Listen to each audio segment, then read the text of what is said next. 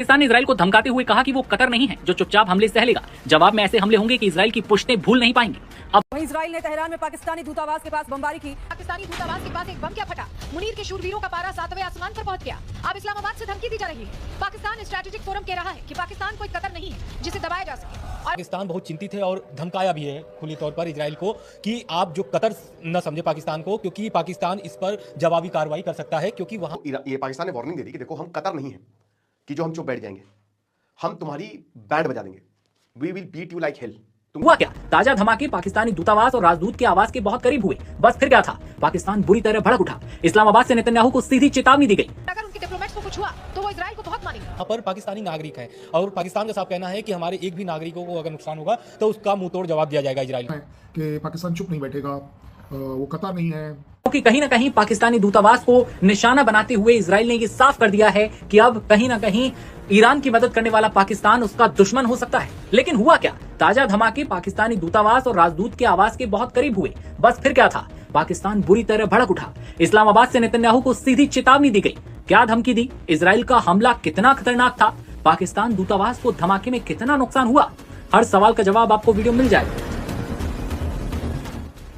दरअसल इजरायली हमले की गूंज पाकिस्तानी हुक्मरानों तक पहुंची है। इस हमले को लेकर पाकिस्तान बौखला गया है और उसने इजराइल को कड़ी चेतावनी दी है।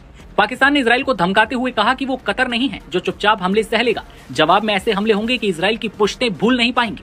अब समझिए कितना हमला खतरनाक था ये। शुरुआती जानकारी के मुताबिक दूतावास परिसर सीधे तौर पर निशाना नहीं बना और पाकिस्तान के सभी राजनयिक और स्टाफ सुरक्षित हैं। दूतावास की खिड़कियों के कांच भी सलामत हैं, लेकिन आसपास की इमारतें धमाकों से बुरी तरह दहल चुकी हैं। इस हमले के बाद पाकिस्तानी सरकार से जुड़े पाकिस्तान स्ट्रेटेजिक फोरम ने कड़ी टिप्पणी की और इजराइल को धमकी दी। बयान दिया, याद रखो पाकिस्तान कोई कतर नहीं है जो चुपचाप हमले सह लेगा। अगर दुनिया में कहीं भी हमारे डिप्लोमेट्स को नुकसान हुआ तो जवाब ऐसा होगा कि जिसे इजराइल की पीढ़ियां भूल नहीं पाएंगी। बता दें कि ईरान, इजराइल और अमेरिका के बीच जारी युद्ध अब चौथे हफ्ते में प्रवेश कर चुका है। पूरी दुनिया की अर्थव्यवस्थाओं पर बुरा असर पड़ रहा है। बार बार शांति की बातें हो रही हैं, लेकिन नतीजा शांति के हक में जाता नहीं दिखता। शांति और युद्ध विराम की बात करने वाले हर देश की जुबान पर युद्ध और धमाकों के ऑर्डर भी सुनाई पड़ रहे हैं। इसी बीच इजराइल और अमेरिका ईरान के तेहरान, काशान और आबदान जैसे कई शहरों में बार बार हमले ये लोग कर रहे हैं, जिससे जंग और तेज होती जा रही है। पाकिस्तान के दूतावास के पास हमला हुआ। हमलों ने संकट में एक और नया भू राजनीतिक तनाव जोड़ दिया, खासकर तब जब पाकिस्तान ईरान और अमेरिका के बीच संतुलन बनाने की कोशिश कर रहा है। भले ये ऊपरी तरह से हो, झूठा हो, लेकिन संतुलन बनाने की कोशिश है। पाकिस्तान ने खुद मध्यस्थता की पेशकश की थी। इस्लामाबाद के अधिकारियों ने कहा है कि अगर अमेरिका और ईरान दोनों सहमत हों तो पाकिस्तान बातचीत की मेजबानी करने के लिए तैयार है। रिपोर्ट्स में यह भी कहा गया कि पाकिस्तान में अमेरिकी और ईरानी प्रतिनिधियों के बीच सीधी बातचीत की तैयारी चल रही है। हालांकि इसकी स्वतंत्र रूप से पुष्टि नहीं है। जर्मनी के विदेश मंत्री योहान वाडेफुल ने कहा है कि अमेरिका और ईरान के बीच पहले भी अप्रत्यक्ष बातचीत हुई है। बहुत जल्द पाकिस्तान में एक बैठक हो सकती है। यानी एक तरफ जंग के मैदान में बम मिसाइलें बरस रही हैं, दूसरी तरफ कूटनीति के मोर्चे पर धमकियां, चेतावनियों का दौर तेज हो गया है। ऐसे में सवाल यही है, क्या तेहरान के धमाकों से पाकिस्तान और इजराइल के बीच नया टकराव शुरू हो सकता है, या फिर पाकिस्तान वाकई इस जंग में शांति का रास्ता निकाल पाएगा? आपको क्या लगता है? वहीं इजराइल ने तेहरान में पाकिस्तानी दूतावास के पास बमबारी की, जिसके बाद डाकिया शहबाज टेंशन में है और दुनिया को दिखाने के लिए इजराइल को कीदर भपकियां भी दे दिया है। देखिए।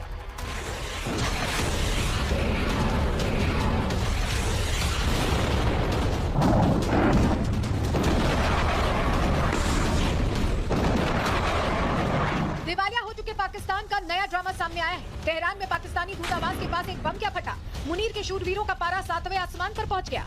अब इस्लामाबाद से धमकी दी जा रही है।